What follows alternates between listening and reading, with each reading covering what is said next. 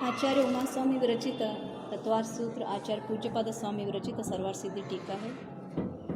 हमारा सम्यक दर्शन अधिकार समाप्त करके सम्यक ज्ञान की अधिकार स्टार्ट हुआ है। उसमें ज्ञान क्या होता है और उसके भेद कितने हैं आचार्य ने बताते हुए जो 9वां सूत्र पे हम चर्चा कर रहे हैं। मति श्रुतावधि मन पर्यय केवलानि ज्ञानम्।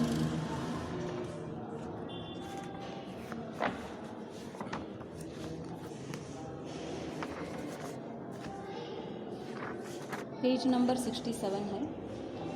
तो मति श्रुत अवधि मन पर्यय केवलानि ज्ञान। ज्ञान कितना प्रकार का है, मतलब मति ज्ञान, श्रुत ज्ञान, अवधि ज्ञान और मन पर्यय ज्ञान और केवल ज्ञान।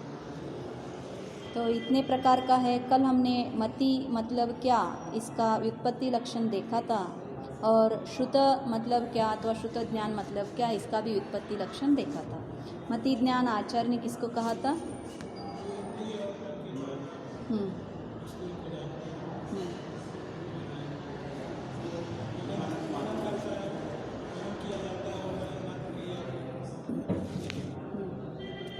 फिर श्रुत ज्ञान जिसके द्वारा सुना जाता है।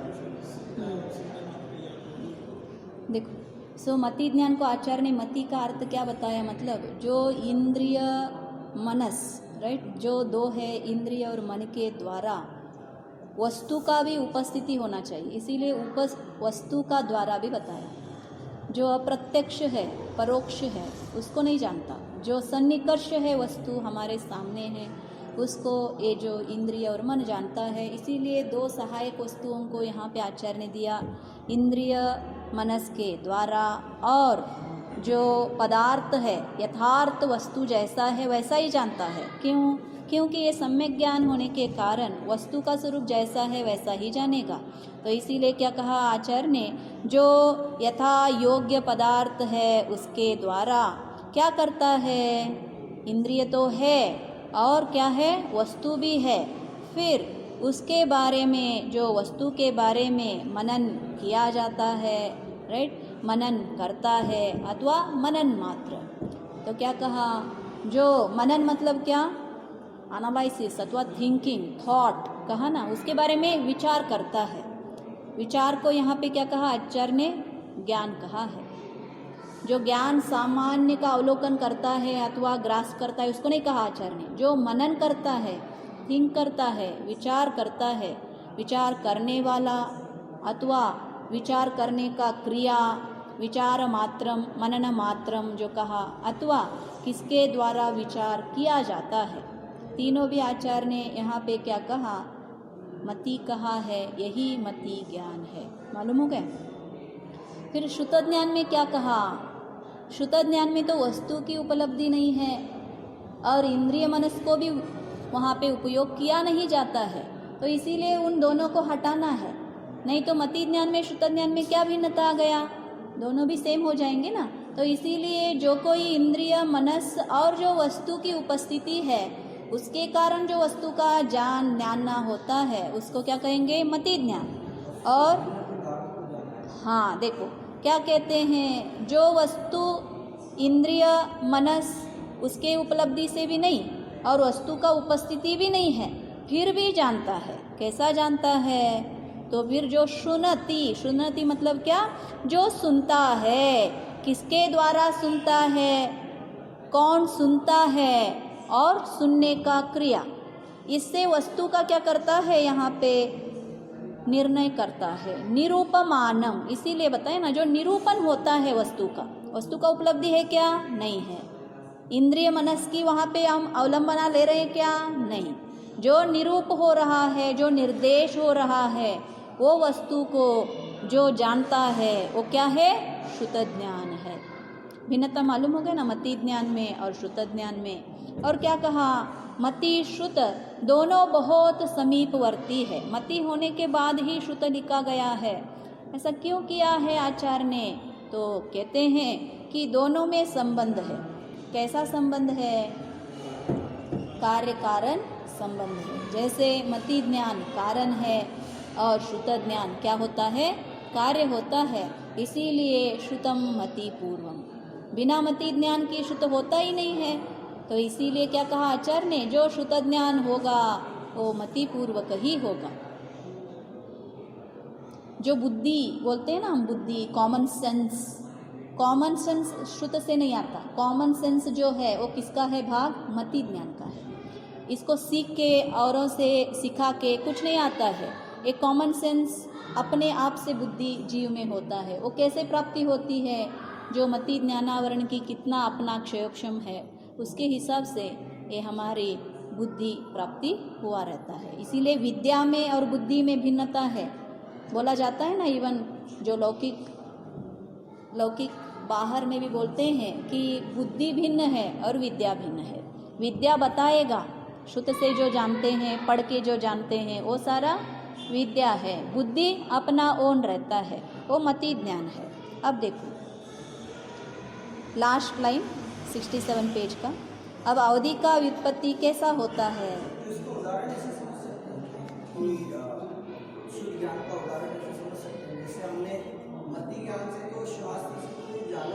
नहीं, शास्त्र सारा शुद्ध से जाना जाता है। तो जैसे सुमेरु पर्वत है कहीं पे, उस सुमेरु पर्वत की कल्पना मत में आना कि ऐसे जम्बूद्वीप है, बीच में सुमेरु पर्वत है, तो ये सब शुद्ध ज्ञान। क्यों? मेरू में क्या करते हो आप? उसका योजन बताएंगे, गणित शास्त्र लेंगे, गणित शास्त्र सारा शुद्ध। जहाँ पे शास्त्र आएगा, जहाँ पे पढ़ना आएगा, जहाँ पे इंद्रिय का अवलंबना नहीं है, इंद्रिय से हम देख रहे हैं क्या? नहीं। वहाँ पे वस्तु उपस्थिति है क्या? नहीं है। ये दो कंडीशन देखना, वस्तु का उपस्थिति है क्या और हमारी इंद्रिय का अवलंबना वहाँ पे हो रही है क्या? नहीं हो रही है तो वो सारा शुद्ध ज्ञान है। 2 + 4 आपने किया और आंसर निकाला, कितना निकाला? 6 निकाला। वो कैसे निकाला? किसने किया उसका कैलकुलेशन, एनालिसिस कौन ने किया? 2 4 मिलने से 6 होता है। आपको लगता है मन से हुआ है, मन से नहीं, शुद्ध से होता है। ये सारा शुद्ध ज्ञान है। जो अंतरंग का होता है ना, मन क्या करता है? भटकती रहती है यहाँ वहाँ, उसका जंपिंग कार है। हिताहित मन की क्या बोलते हैं? हिताहित विवेचन करने वाला मन है। सही है गलत है इतना ही करता है, ज़्यादा प्रोसेसिंग उसमें नहीं होता है। प्रोसेसिंग करने वाला कौन है? ज्ञान है। कष्ट है या नहीं है? 2 + 4 मिक्स करना, राइट? ये सारे कला है। तो इसीलिए आचार्य बोलते हैं ये सारा श्रुत की भाग है। इसमें सामान्य विशेष नहीं है, सामान्य तो ज्ञान है। सामान्य जो ज्ञान है, जानने का क्रिया किया जाता है, उसको सामान्य ज्ञान कहा जाता है। अब जानने में भिन्नता, विशेषता क्या है, उसको क्या कहेंगे? नाम भिन्न भिन्न दिया है। मति ज्ञान में याद रखना, इंद्रिय और वस्तु के अवलंबन से ज्ञान होता है, इसको क्या कहेंगे हम? मति ज्ञान। श्रुत ज्ञान में क्या होता है? जो निरूप्यमान विषय को सुनने से मालूम हो गया, अथवा सुनने का क्रिया को, अथवा सुनने वाले को, मतलब जो ज्ञान सुन रहा है ना, उसको क्या कहेंगे? शुद्ध ज्ञान। ये सारा शुद्ध है। सिर्फ सुनने मात्र क्या करते हैं हम? इसको जानते हैं। तो इसीलिए ये शुद्ध ज्ञान है। अब आगे का अवधि ज्ञान। इसमें दिया उदाहरण है कि जीव अस्थि ऐसे करके उदाहरण दिया, ऐसा शब्द सुना, हाँ, वो तो मति ज्ञान है। हाँ, सुनने का क्रिया, हाँ, ऐसा शब्द सुना तो उसको मति ज्ञान बताया। और जीव पदार्थ का ज्ञान हो गया, जीव के अंदर की प्रॉपर्टीज वगैरह का ज्ञान हो गया, तो उसको शुद्ध ज्ञान होता है। अच्छा, ऐसा इसमें एक उदाहरण है कि जैसे आसमान में कुछ उड़ रहा है, आपने देखा कि कुछ आकृति टाइप की उड़ रही है, तो वो क्या मति ज्ञान? वो मति ज्ञान। देखा कि वो पक्षी है, वो शुद्ध ज्ञान है। नहीं, वो भी मति ज्ञान। नहीं, पक्षी आपने बना दिया कि पक्षी है, पक्षी है ना, उपस्थिति है, आप देख रहे हो, इंद्रिय की आपने देख लिया तो वो शुद्ध ज्ञान में जाएगा। नहीं, वस्तु है, पक्षी है या नहीं है, इसीलिए आपने निर्णय किया। अगर पक्षी नहीं होता तो निर्णय होता था क्या आप में? नहीं, कुछ तो उड़ना है, ऊपर कुछ है। वो मति ज्ञान के ही भेद है। हाँ। निर्णय होना भी मति ज्ञान है। शुद्ध ज्ञान जो वस्तु का उपस्थिति नहीं है, इंद्रिय के सामने भी वस्तु नहीं है। जैसे मेरू पर्वत इन्होंने बताया, मैंने मेरू पर्वत होता है ऐसा बताया, तो दिखाओ, है क्या? नहीं है। फिर भी श्रुत में क्या कहा है? मेरू पर्वत होता है और लोक के मध्य भाग में होता है, मालूम हो गया? उसका योजन इतना होता है, उसमें ये होते हैं। आप जान रहे हो या नहीं जान रहे हो? जानना क्रिया हो रहा है ना? पहली बार जैसे बोला मेरू पर्वत होता है, ये तो मति ज्ञान का विषय हो गया। फर्स्ट टाइम जब मैंने सुनती, हाँ सुना, तो कारण सुना। से मैंने जाना कि शब्द जाना आपने, शब्द ही जाना। हाँ, लेकिन वस्तु का निर्णय हुआ क्या? वस्तु आपको समझ में आया क्या? अर्थ आया क्या? नहीं। मेन क्या कार्य है? पंचास्तिकाय संग्रह अगर आप पढ़ोगे, तीसरा गाथा में क्या कहते हैं? शब्द ब्रह्म के सहाय से अर्थ ब्रह्म को देखकर जो ज्ञान ब्रह्म उठती है। ज्ञान का मेन कार्य क्या है? वस्तु को जानने का कार्य है। तो वो कौन करवाता है? शब्द करवाता है। सिर्फ हमें शब्द सुनना है या अर्थ को जानना है? शब्द किसके कारण है? अर्थ के कारण है। तो इसी, हाँ, तो अर्थ तो मति ज्ञान में क्या हुआ था? प्रत्यक्ष उपस्थित था। तो इसीलिए मति ज्ञान ने निर्णय किया वहाँ पे। क्या? मति ज्ञान के लिए प्रत्यक्ष होना पड़ता है। अब देखो, घटा यहाँ पे नहीं है, घटा यहाँ पे नहीं है, मैंने घटा बोला, तो आप कौन से ज्ञान से जानोगे? अभी इसीलिए तो बताए बस दो कंडीशन। आप देखो यहाँ पे, जैसे मैंने यहाँ सुमेरु पर्वत पढ़ा तो मेरी चक्षु इंद्रिय का विषय है ना, पढ़ा तो चक्षु इंद्रिय का विषय। पढ़ा नहीं, पढ़ा श्रुत है, इसीलिए इसको सारा बुक को क्या कहा जाता है? श्रुत कहा जाता है। जो सुना जाता है उसको भी श्रुत कहा जाता है। जो उपयोग वस्तु जो सुनकर, हाँ, सन्निकर्ष क्यों? द्रव्य संग्रह में नहीं पढ़ा हमने? सन्निकर्ष वस्तु को जानता है मति ज्ञान। सन्निकर्ष मतलब क्या? सन्निपात, सन्निकर्ष शब्द दिया है ना उसको। तो मति ज्ञान प्रत्यक्ष को जानता है, इसीलिए मति ज्ञान का विषय नहीं है। आत्मा बोलते हैं ना, आत्मा किससे अनुभूति होती है? मति ज्ञान से नहीं, श्रुत ज्ञान से होता है। श्रुत ज्ञान आत्मा को प्रत्यक्ष रूप से जानता है। आत्मा के लिए, श्रुत ज्ञान के लिए आत्मा प्रत्यक्ष है, मालूम हो गया? और इसीलिए उसको क्या कहा जाता है? अतीन्द्रिय। क्या कहा जाता है उसको? अतीन्द्रिय। जो श्रुत ज्ञान से हमें अनुभूति हो रहा है। श्रुत केवली क्यों कहा उनको? मति केवली कहा जाता था। केवली भगवान को, दो टाइप के केवली है ना, एक श्रुत केवली है और एक केवली कैसे है? नॉर्मल, केवल ज्ञान के हिसाब से होते हैं, इसीलिए केवली है। तो दूसरे को क्या कहा आचार्य ने? पढ़ के श्रुत केवली बने हैं क्या? वो पढ़ के श्रुत केवली बने हैं? नहीं, श्रुत ज्ञान के हिसाब से वो श्रुत केवली बने हैं। अपने श्रुत ज्ञान के उपयोग से श्रुत केवली बने हैं, इसीलिए उनको क्या कहा? श्रुत केवली कहा। तो श्रुत क्या है? अतीन्द्रिय है। इंद्रिय गम्य जो विषय नहीं है उसको भी जानता है श्रुत ज्ञान, बाह्य में भी और अंतरंग का भी विषय। कंडीशन याद रखना, बस आप घर में बैठ के थोड़ा विचार भी करना, तो आपको मालूम हो जाएगा। ये भिन्नता जानने की आवश्यकता है। ज्ञान तो जानता है, ज्ञान मैंने कल भी कहा था क्या है? वो कोर पार्ट है, जानना कोर पार्ट है। और मति, श्रुत, अवधि ये सारा कैसे हैं? एप्लीकेशन के जैसे हैं। ऊपर एप्लीकेशन लिखते हैं ना, जैसे एप्लीकेशन के जैसा है। जैसे 2+4 ये क्या है? कोर पार्ट है। अब ये 2-4 किसको मिक्स करने के लिए उपयोग करोगे? घटाओं को करोगे या आदमियों को करोगे? ये सारा एप्लीकेशन है, ये भिन्न है। लेकिन कोर जो 2+4 करने से 6 आने वाला है वो सेम रहेगा, और ज्ञान सेम है, लेकिन ये भिन्नता है। तो इसीलिए मति ज्ञान में भिन्नता, श्रुत ज्ञान में भिन्नता जान लेना। अब अवधि ज्ञान क्या है? मालूम हो गया? सभी ज्ञान एक होता तो 5 नाम नहीं आते थे, सभी में भिन्नता है, इसीलिए आचार्य यहाँ पे भिन्न भिन्न बता रहे हैं। अब देखो, श्रुत ज्ञान हो गया हमारा। अब अवधि ज्ञान, अवधि का व्युत्पत्ति, लभ्य अर्थ, मतलब उसकी व्युत्पत्ति का अर्थ क्या है? हम तो जानते हैं अवधि ज्ञान, अवधि ज्ञान, अवधि ज्ञान। अवधि ज्ञान क्या है? अवधि ज्ञान पीछे का, आगे का, त्रिकाल वस्तुओं को जानता है लिमिटेडली, नॉट फुल बट लिमिटेडली जानता है, इतना ही हमें मालूम है। लेकिन अवधि इसका नाम क्यों दिया और क्या है इसका? देखो, अधिकतर नीचे के विषय को जानने वाला होने से या परिमित विषय वाला होने से अवधि कहलाता है। अवधि का अर्थ क्या है? लिमिटेड। अवधि का अर्थ ही क्या है? लिमिट। इतने अवधि में होना चाहिए, टाइम लिमिट देते हैं ना, हाँ, ड्यूरेशन, अवधि मतलब। तो इसीलिए आचार्य ने क्या कहा यहाँ पे?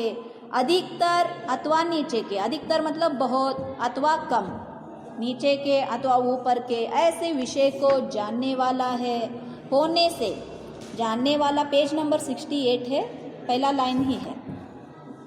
जानने वाला होने से या परिमित, परिमित मतलब क्या? मित, मित मतलब क्या? लिमिटेड। उसमें भी क्या? परिमित, परि मतलब क्या? लाइन लगाना, परिधि बोलते हैं ना, इंग्लिश में क्या बोलते हैं? जो सरकमफरेंस। सो सरकमफरेंस लगाते हैं, इतने राउंड में ही देखेगा, विषय को ज़्यादा देखेगा। मति और श्रुत से देखो, मति क्या करता है? एग्जिस्टेंस, मेरे सामने वस्तु है, इतने को ही देखता है। श्रुत क्या देखता है? उससे भी ज़्यादा, उससे भी ज़्यादा मतलब मति को छोड़कर जो सुनते हैं उस वस्तु को जानता है। लेकिन अवधि क्या करता है? वस्तु देखे बिना, सुने बिना भी थोड़ा सरकमस्टेंस में जो कुछ आता है परिमिति में, अथवा काल के हिसाब से लिया जाए तो पीछे का अथवा आगे का, क्षेत्र के हिसाब से भी लेना और काल के हिसाब से भी लेना। काल के हिसाब से थोड़े पीछे कालों का मतलब भूतकाल का, थोड़े भविष्यत कालों का, और क्षेत्र ले लेंगे तो जम्बू द्वीप का, हमारे जो एग्जिस्टेंस है इसको भी छोड़कर आगे परिमित को जो जानता है उसको ही, अथवा जो विषय है उसका, उसको अवधि कहलाता है। अब मन पर्याय का व्युत्पत्ति लभ्य अर्थ ऐसा है कि दूसरे के मनोगत अर्थ को मन कहते हैं। नीचे के विषय में तो इसमें डीप का कहा ना, मतलब और गहराई का। हाँ, नीचे का मतलब गहराई का, क्या? अधिकतर नीचे का। हाँ, भूतकाल का ज़्यादा जानता है, भविष्य को भी जानता है, भविष्य को भी जानता है। देखो, दूसरे के मनोगत, भूतकाल के मतलब भूतकाल के परमाणु ज़्यादा है, इस हिसाब से कहा। मतलब ऐसा कि अभी जो काल है उसमें से भूतकाल ज़्यादा है, भविष्य कम है, ऐसा है? नहीं नहीं, अधिकतर नीचे के कहने का मतलब यहाँ पे ऊपर क्या दिया है संस्कृत में? अवाग्धानाद अवच्छिन्न विषयाद्वा। देखो क्या कहा है उन्होंने, 4 वा देखो, अवाग्धानाद अवधि ही अथवा अधो गौर वर्धम वधर्म गौरवधर्मत्वात् पुद्गलाः अवांगनाम तम ददाति परिच्छिन्नतीति अवधि ही। इसका अर्थ दिया है, क्या दिया है? मतलब अधो, अधो मतलब क्या? नीचे, गौरव धर्मत्वात् पुद्गलाः, अधो गौरव मतलब ऊपर ले लेना, गौरव धर्मत्वात् पुद्गलाः। अवधि किसको जानता है? पुद्गल को ही जानता है, इसीलिए आचार्य ने वहाँ पर पुद्गल दिया है। मालूम हो गया? भिन्न विषय को नहीं जानता, न धर्म को न अधर्म को, अन्य द्रव्यों को नहीं जानता है, सिर्फ रूपी पदार्थ। आगे जाएंगे तो उसके लिए डेफिनेशन भी है। अवधि ज्ञान पे हमें बहुत क्या है? गौरव है, लेकिन ऐसा नहीं है। तो अधो गौरव धर्मत्वात् पुद्गलाः अवांगनाम मतलब अवांगनाम तम ददाति, तो उसका नहीं जानता। आत्मा सिर्फ श्रुत ज्ञान से जाना जाता है, याद रखना, मति ज्ञान भी नहीं। सिर्फ श्रुत ज्ञान से आत्मा छद्मस्त अवस्था में जाना जाता है, इसीलिए श्रुत ज्ञान की महिमा ज़्यादा है। आप जो पूजा करते हो किसका? श्रुत देवी का, मालूम हो गया? मति ज्ञान का पूजा नहीं किया जाता, किसका पूजा किया जाता है? श्रुत ज्ञान का। जानेगा परमाणु क्या है? पुद्गल तो है, उसकी लिमिटेशन है ना, कितना है उतने के हिसाब से जानेगा वो। हाँ, जानता है ना, जानता है। अवधि मन पर्याय ज्ञान बहुत सारे विषयों को जानते हैं, सूक्ष्म सूक्ष्मतर, और 6 डेफिनेशंस आ जाते हैं ना पुद्गल में। आत्मा सूक्ष्म है, नहीं आत्मा तो नहीं कह रहा, आत्मा तो नहीं जानेगा विशुद्ध ज्ञान से, लेकिन जो परमाणु है एक वाला जो सबसे मतलब न्यूनतम वाला है, मतलब उसका आगे कैसे है नहीं, अविभागी विच्छेद मस्ती नहीं कर पाएंगे, उसको जानेगा क्या? किसका? परमाणु के। परमाणु के। हाँ, मतलब सूक्ष्म जो है, आप मतलब बोल रहे एक परमाणु, एक अणु बोल दो या एक परमाणु बोल दो, उसकी कितना लिमिटेशन है ना, इसीलिए आचार्य ने कहा उसका विषय में परिमिति है। आगे बताएंगे किस किस को अवधि ज्ञान कितना लेवल तक जान सकता है। 3 टाइप के हैं इसमें भी, उसके हिसाब से अवधि ज्ञान को, और सबसे उत्कृष्ट अवधि ज्ञान किसको कहा है मालूम है क्या? शायोपशमिक का अवधि ज्ञान, जो केवल किसको सम्यक दृष्टि को प्राप्त होती है, उस अवधि ज्ञान को श्रेष्ठ कहा है। इवन देव की अवधि ज्ञान से और नारकियों के अवधि ज्ञान से भी इनका शक्ति बड़ा है। किसका? इवन चतुर्थ गुणस्थान हो और इसको अवधि ज्ञान प्राप्त है तो इनका विस्तार और विषय का जो जानने का क्रिया है वो बहुत बड़ा सा है सम्यक दृष्टि। इसमें दिया है अवधि ज्ञान 3 प्रकार का है, देशावधि, कर्मावधि, सर्वावधि। देशावधि के जो विषय है, हाँ, विषय है असंख्यात लोक प्रमाण। कर्मावधि असंख्यात लोक प्रमाण को जानता है और सर्वावधि एक परमाणु को जानता है। देखो, एक परमाणु तक भी जानता है सर्वावधि। हो गया ना आपका विषय? कर्मावधि सर्वावधि सिर्फ चरम शरीरी महामय की होनी कोई हो। अच्छा अच्छा चरम शरीरी होने चाहिए। अच्छा, उसी भाव से जानेंगे। उसी भाव से 2 तीर्थंकर आदि होते हैं ना अवधि ज्ञान के, तो इन्हीं को। नहीं, लेकिन मैंने कहीं पढ़ा था शायद कि वो एक परमाणु को नहीं जानता वो भी। अच्छा, आगे भी दिया है आचार्य ने, सर्वार सिद्धि में भी दिया है, अवधि ज्ञान का भी विषय आएगा ना, यहाँ पे तो सिर्फ डेफिनेशन। नहीं, और एक बार पढ़ेंगे ना आगे। इसमें नहीं था सर्वार, नहीं होगा, घूमट सार में सब कुछ वर्णन आता है। हाँ, जीवकांड में भी होगा। उसके साथ दोनों में मतलब 2 अलग-अलग विवक्षा थी। अच्छा हाँ, तो मैंने याद था ये सर्वार सिद्धि और घूमट सार के हिसाब से। लेकिन फायदा क्या है आपको? परमाणु भी जान लिया तो भी फायदा क्या है? उपयोग तो है एक, भेद विज्ञान के आत्मा को जानने के सिवा अन्य कितना भी जानो कुछ फायदा नहीं है।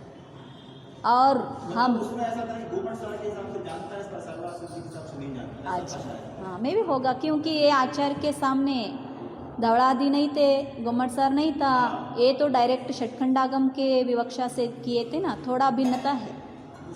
हाँ हाँ, सही है, हाँ सही है आपका। देखो, अब मन पर्याय का देखेंगे।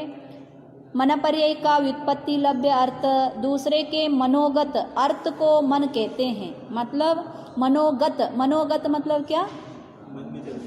हाँ, मन को जानता है नहीं है, मन में जो विषय चल रहा है उस विषय को जानता है, ये याद रखना। तो इसीलिए जो मनोगत अर्थ को मन कहते हैं, अर्थ को भी इन्होंने क्या कहा? मन ही कहा है। तो इसीलिए वो जो संबंध से, मन के संबंध से अथवा अर्थ को, उसका पर्ययन अर्थात परिगमन। हाँ, नहीं नहीं, मन में जो पिक्चर आती है ना अर्थ का, मन में क्या करते हैं? क्यों? हाँ, भाव चल रहा है जो मन में। भाव तो अपना है, लेकिन वस्तु किसका है? अपना है क्या? यही तो प्रॉब्लम हमने बता रहे हैं। समय सार का मेन प्रॉब्लम क्या है? आईना में क्या पड़ा है? मोर पड़ा है।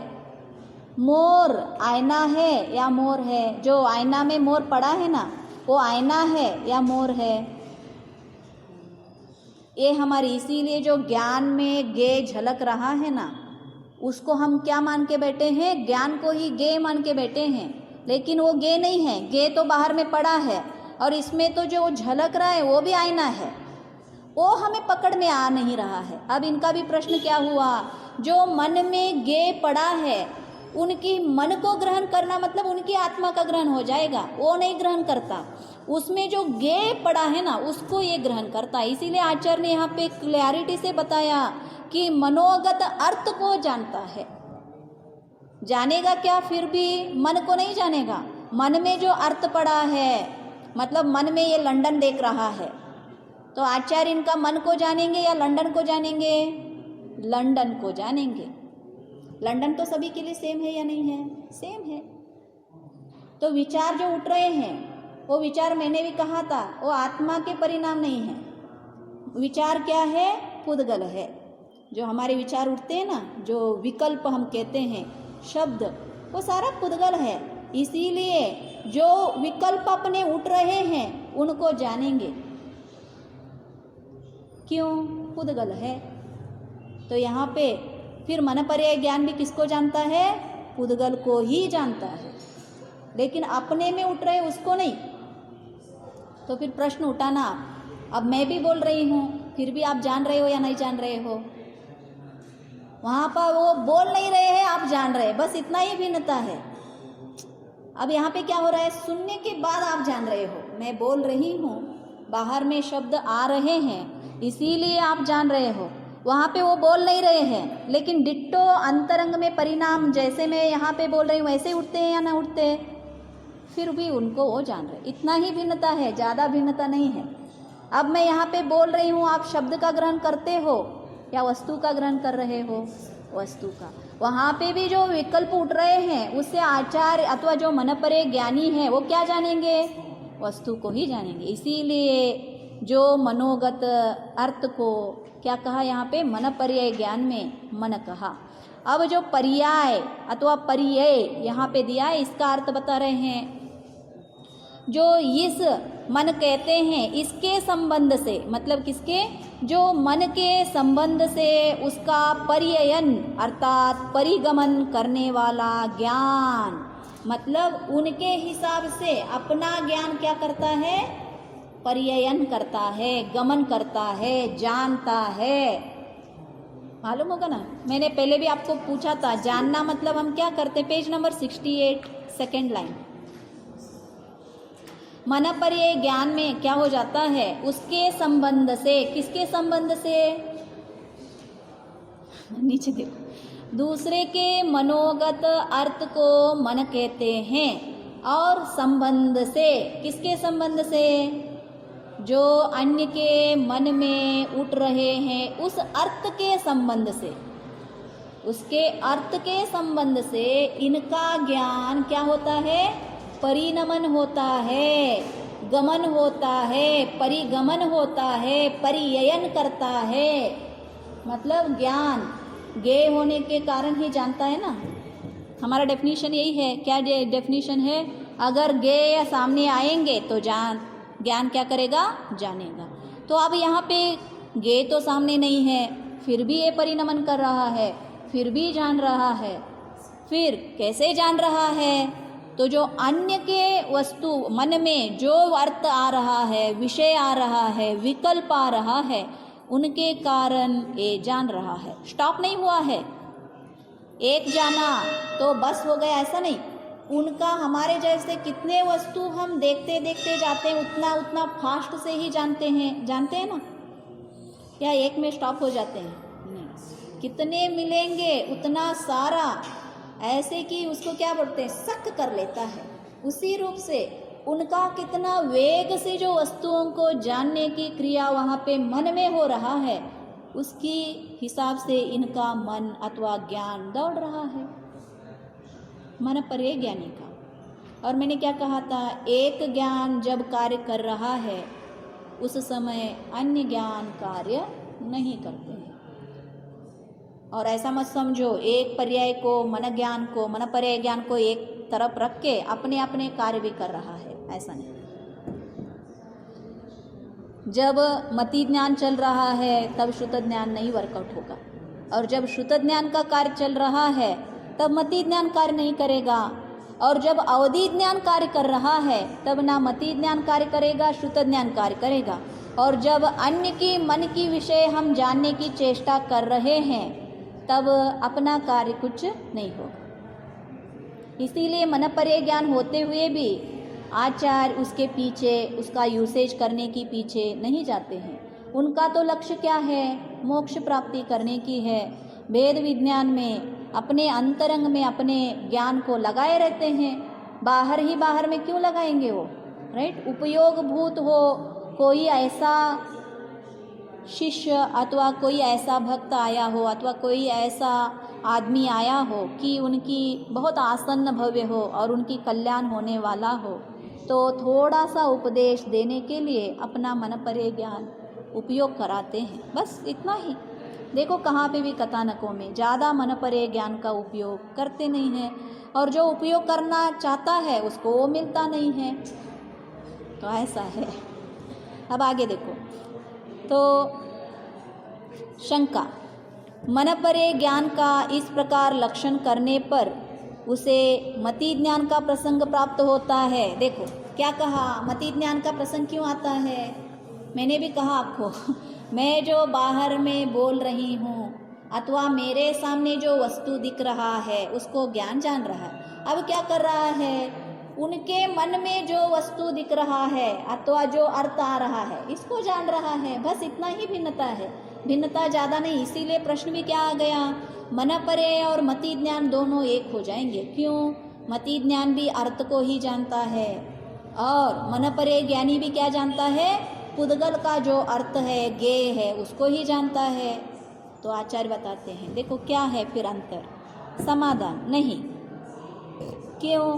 क्योंकि मनपरे ज्ञान में मन की अपेक्षा मात्रा है, यद्यपि वह केवल बढ़ी हुई क्षयोपशम शक्ति से अपना काम करता है तो भी केवल स्व और पर के मन की अपेक्षा उसका व्यवहार किया जाता है। क्या बताया उन्होंने? ऐसा नहीं है। इन्होंने क्या जाना था, जो मति ज्ञान इंद्रिय और मन के द्वारा जानता है उसी रूप से ये अपने मन को छोड़कर अन्य मन के अपना इंद्रिय उपयोग करता है और अन्य मन का उपयोग करता है, इसीलिए ये मति ज्ञान के जैसा है।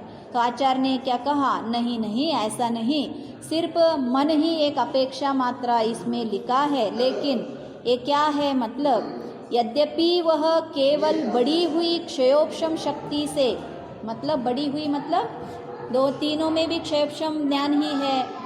मनपरे ज्ञान में सबसे बड़ा क्षयोपशम ज्ञान है, केवल ज्ञान क्षयोपशम है क्या, वो क्षयिक है। तो इसीलिए आचार्य ने ये क्या कहा, जो अत्यंत उत्कृष्ट क्षयोपशम शक्ति से अपना काम करता है तो भी केवल स्व और पर की मन की अपेक्षा उसका व्यवहार किया जाता है। इसमें भिन्नता क्या है, स्व की मन उपयोग कर रहा है अथवा पर की मन को उपयोग कर रहा है।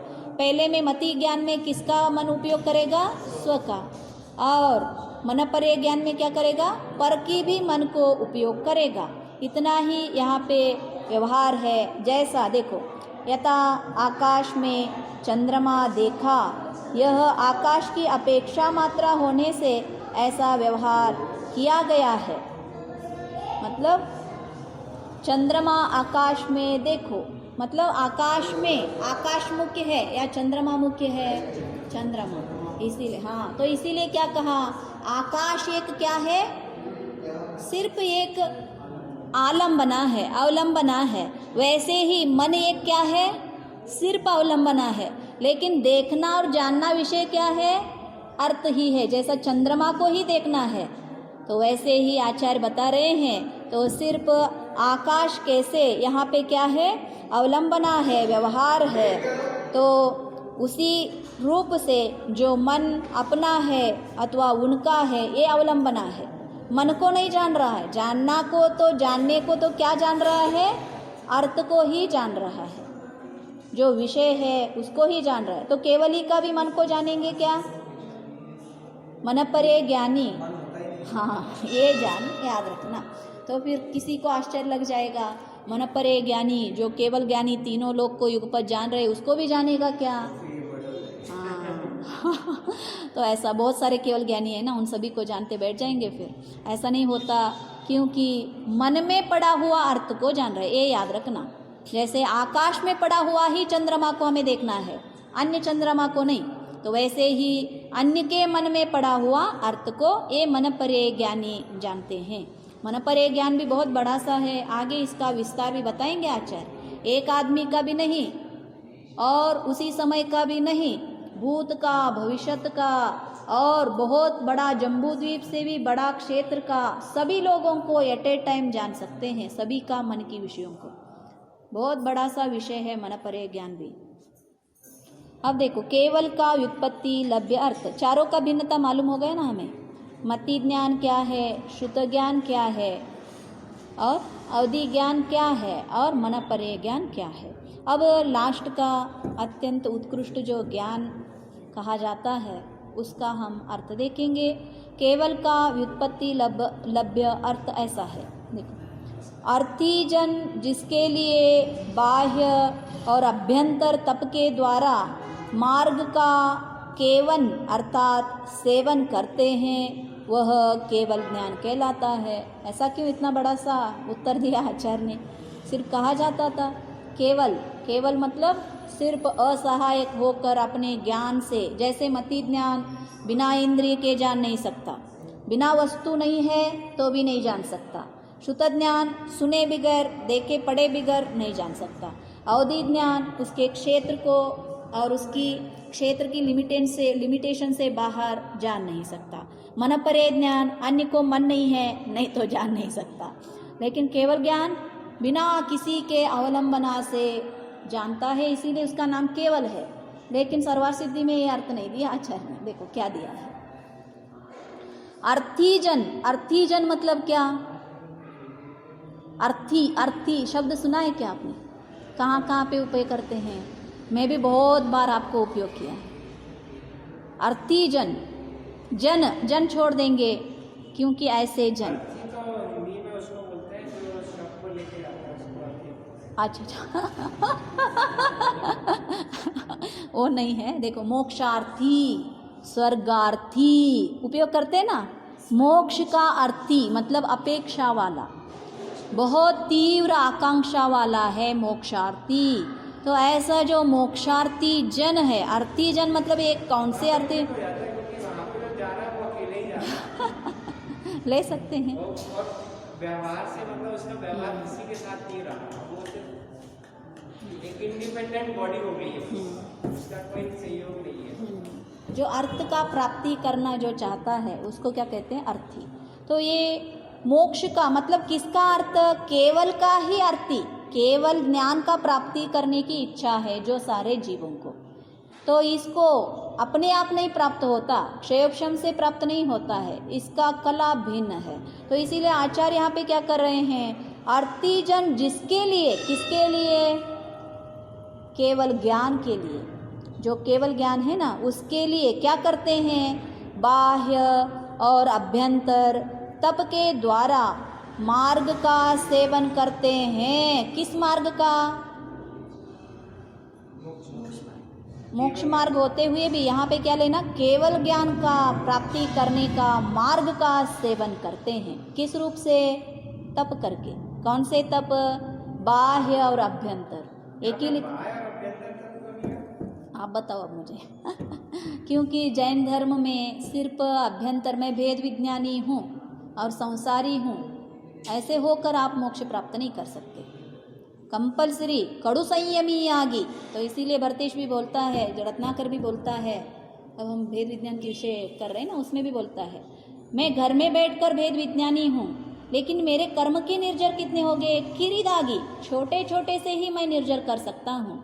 कड़ु संयमी यागी, अगर कड़ु संयमी बनकर एक अंतर्मूर्त के लिए जो हमने क्या गुण संक्रमण निर्जरा होना चाहिए, उसके लिए घर में बैठ के काम नहीं होने वाला है, उसके लिए तो आपको मुनि बनना ही पड़ेगा।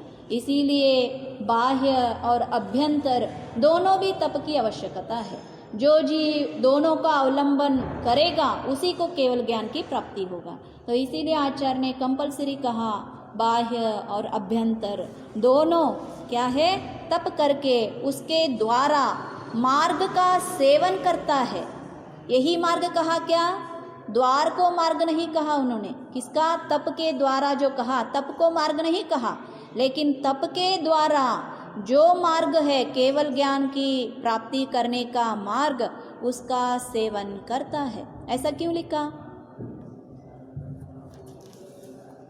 क्योंकि हमने पहले भी बताया है तप से बहुत सारे विषयों की प्राप्ति होता है। तप एक है लेकिन प्राप्ति मुझे किसका करना है? स्वर्ग का करना है या मोक्ष का करना है? ये इसीलिए पहले में लिखा अर्थी जन। किसका अर्थ करना है? विषय करना केवल का, जिसको केवल ज्ञान का अर्थ का प्राप्ति करना है।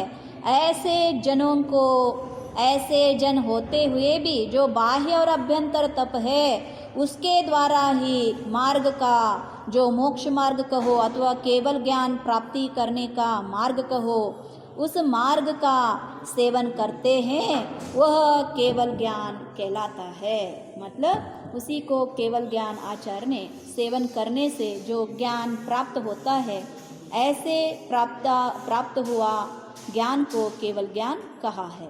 अथवा अब दूसरा अर्थ देंगे जो बहुत फेमस है, हमें सभी को भी मालूम है ना। अथवा केवल, जो केवल शब्द का संस्कृत का अर्थ क्या है? केवल मतलब असहायक वाची है, किसी का सहाय के बिना अकेला ऐसा अपने आप से जो किया जाता है उसको क्या कहा जाता है? असहायवाची है। इसीलिए असहाय ज्ञान को केवल ज्ञान कहा जाता है। तो कोई कोई को ऐसा लगता है असहाय है मतलब एक किस काम का नहीं है, कुछ उपयोग नहीं है, असहाय है, नहीं, असहाय इसीलिए बोला जाता है ना, जो योद्धा बिना किसका, जो ये क्या बोलते हैं आप, तलवार, बंदूक, अस्त्र शस्त्र, इन सभी के बिना जो योद्धा लड़ता है अपने आप से, वो बड़ा महान है। अथवा ढेर सारे शस्त्र अस्त्र रख के फिर चले किसमें? युद्ध करने में, हाँ, पहला वाला बड़ा है। इसीलिए केवल ज्ञान क्या है? असहाय है। मति ज्ञान इंद्रिय ज्ञान के सहायता से और वस्तु की सहायता से ज्ञान होता है। केवल ज्ञान को वस्तु की उपस्थिति की भी आवश्यकता नहीं है। जो भूत का जानता है, जो भविष्य का जानता है, वस्तु की उपस्थिति है क्या? नहीं, फिर भी जानता है, इसीलिए असहायक है। श्रुत ज्ञान श्रुत की अवलंबना से लेके सुनने से, कोई निरूपण करने से जानता है, इसीलिए असहायक है। और अवधि ज्ञान भी ऐसा ही है, लिमिटेड क्षेत्र का, जो क्षेत्र में वस्तुएं हैं, रूपी वस्तु है, पुद्गल है, उसको ही जानता है। मन पर्याय तो अन्य को मन होगा तो जानेगा, नहीं तो नहीं। लेकिन केवल ज्ञान ऐसा नहीं है। केवल ज्ञान किसी अन्य का सहायता लेते हुए न लेते हुए सबको जानता है, इसीलिए इसको क्या कहा जाता है? केवल ज्ञान कहा जाता है। केवल ज्ञान की प्राप्ति अंत में होती है, इसीलिए आचार्य ने क्या लिखा? केवल ज्ञान अंत को लिखा। मालूम हो गया? एक बार केवल ज्ञान की प्राप्ति हो गई, फिर से मति ज्ञान श्रुत ज्ञान चाहिए क्या जीव को? चाहेंगे तो भी नहीं होंगे। तो ये तो इसीलिए केवल ज्ञान अंत में प्राप्त हो गया तो ये सदा काल के उस ज्ञान में तल्लीन रहकर आनंद से रहता है। इसीलिए केवल ज्ञान प्राप्ति अंत में होती है, इसीलिए सूत्र में भी उसका पाठ सबके अंत में रखा है। उसके समीप के होने से उसके समीप में मनपर्य का ग्रहण किया है। मनपर्य उसके समीप मतलब उसके पीछे, क्यों? उसके समीप ही है। जितना केवल ज्ञान जानता है उससे थोड़ा कम जानता है, लेकिन बहुत सारे विषयों को मनपर्य ज्ञान भी जानता है, इसीलिए उसके समीप रखा है। देखो शंका, मनपर्य केवल ज्ञान के समीप क्यों है? पहले ही कहा आचार्य ने कि उसका समीप है क्योंकि समीपवर्ती है, नेबरर्स है मेरे, क्यों? अथवा वैसा ही होता है ना, जो आपके कोलिग्स रहेंगे आपके इक्वल होंगे अथवा आपसे थोड़ा कम ज़्यादा होंगे, उसी रूप से इनका भी कैटेगरी किस में है? केवल ज्ञान में ही है। देखो क्यों? समाधान, क्योंकि इन दोनों का संयम ही एक आधार है। ये पहले कदी आचार्य ने ज्ञान की विषय नहीं दिया। मनपर्य ज्ञान किसको प्राप्त होता है? चतुर्थ गुण स्थान वाला को होता है क्या? पंचम को होता है क्या? नहीं, कंपलसरी षष्टम से ही स्टार्ट होता है। तो इसीलिए मुनि को ही मनपर्य ज्ञान उपयोग होती है, जिनको संसार का पढ़ाई नहीं है और उनको मनपर्य ज्ञान पड़ता है, राइट। और जो हम जैसे लोगों को हर पल यही चलती रहती है, इसके घर में क्या हो रहा है, इसकी चिंता कैसे चल रहा है, अगर मैं ऐसा बोलूँगा तो ये कैसा सोचेगा, हमारा सारा यही चक्कर है ना, फिर भी हमें प्राप्त नहीं होता। और किसी के बारे में, खुद के बारे में भी चिंता करने के लिए क्या नहीं है? आसक्ति ही नहीं है, और उनको मनपर्य ज्ञान प्रकट हो रहा है। तो संयम ही इसका मेन कारण है। तो इसीलिए एक आधार है, अतएव मनपर्य केवल ज्ञान के समीप है और अवधि ज्ञान मनपर्य ध्यान से दूर है, इसलिए उसका मनपर्य ज्ञान के पहले पाठ रखा है। मतलब केवल ज्ञान से भी अवधि ज्ञान क्या है? दूर है। क्यों है? क्योंकि वो मनपर्य ज्ञान से भी छोटा है और विषय भी कम है। इसके कारण मनपर्य के पहले इसका पाठ रखा है। शंका, मनपर्य ज्ञान से अवधि ज्ञान को दूर का क्यों कहा? देखो ये भी हमें भी नहीं मालूम, देखेंगे। क्योंकि अवधि ज्ञान मनपर्य ज्ञान से अत्यंत दूर है। प्रत्यक्ष से परोक्ष का पहले कथन किया क्योंकि वह सुगम है। नहीं, आचार्य ने इतना ही दिया है, क्योंकि अवधि ज्ञान मनपर्य ज्ञान से अत्यंत दूर है। किस आधार पे दिया? हाँ? सुगम है इसीलिए। प्रत्यक्ष से परोक्ष का पहले कथन किया क्योंकि वह सुगम है। चूँकि मति श्रुत पद्धति श्रुत परिचित और अनुभूत होने से प्राय सब प्राणियों के द्वारा प्राप्त करने योग्य है, अतः ये सुगम है। इस प्रकार यह पांच नहीं इतना, इसमें इतना ही आंसर दिया है आचार्य ने, क्योंकि अवधि ज्ञान मनपर्य ज्ञान से अत्यंत दूर है। ये हम कहीं अन्य से देखना पड़ेगा, यहाँ पे अर्थ इसका नहीं है। अब प्रत्यक्ष और परोक्ष का पहले कथन किया है क्या? पहले में नहीं किया ना? अच्छा, हाँ मालूम हो गया मुझे भी। हाँ सही है, मुझे भी। हाँ सही है। मतलब आचार्य ने क्या कह रहे हैं? प्रत्यक्ष ज्ञानों से पहले परोक्ष ज्ञानों की हमने कथन किया है। कौन कौन से हैं परोक्ष ज्ञान? तो मति श्रुत का पहला हमने चर्चा किया। क्योंकि वो परोक्ष है, क्योंकि वह सुगम है। सुगम मतलब क्या? इजीली अवेलेबल, सभी को प्राप्त है, इसीलिए सुगम है। वो कौन से हैं? चूँकि मति श्रुत पद्धति श्रुत परिचित और अनुभूत होने से, मतलब क्या है? मति ज्ञान और श्रुत पद्धति जो है पढ़ने का श्रुत है, वो दोनों भी सभी को परिचित है। मति ज्ञान हमें प्राप्त है और परिचित भी है और अनुभूत भी है।